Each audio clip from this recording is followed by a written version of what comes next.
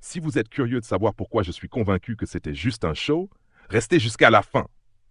Jake Paul a battu Mike Tyson par décision unanime lors d'un combat d'exhibition de 8 rounds dans la catégorie poids lourd au ATAGM à Arlington, au Texas, vendredi dernier. Les 3 juges ont attribué la victoire à Paul avec les scores suivants: 80-72, 79-73 et 79-73. Ce combat, sanctionné par le département du licensing et de la régulation du Texas, s'est déroulé en round de 2 minutes, avec des gants de 14 pouces, plus lourds que les gants de 10 pouces habituellement utilisés pour les combats poids lourds. Mike Tyson, 58 ans, et Paul, 27 ans, le youtubeur devenu boxeur, devaient initialement se rencontrer le 20 juillet. Cependant, le combat a été reporté après que Mike Tyson ait dû recevoir des soins médicaux lors d'un vol de Miami à Los Angeles en mai à cause d'une poussée d'ulcère. Mike Tyson, 54 KO, est devenu le plus jeune champion du monde des poids lourds à 20 ans en 1986. Un an plus tard, il unifiait les 3 ceintures majeures pour devenir champion incontesté. Il a défendu ses titres 6 fois avant de perdre dans un renversement historique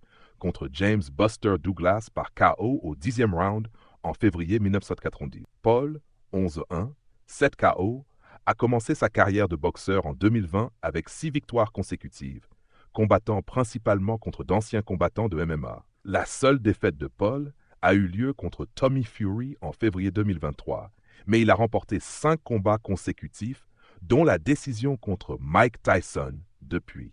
Maintenant, je vais vous expliquer pourquoi je pense que ce combat n'était en aucun cas un vrai affrontement sportif. Pour moi, ce combat semblait avant tout être une manœuvre publicitaire et peut-être même une opportunité pour attirer des parieurs. Tout au long du match, Mike Tyson retenait ses coups, se contentant souvent d'esquiver plutôt que de réellement se battre. Cela se voyait clairement dans son comportement. Il n'a pas mis la pression qu'on attendait d'un combattant de son calibre.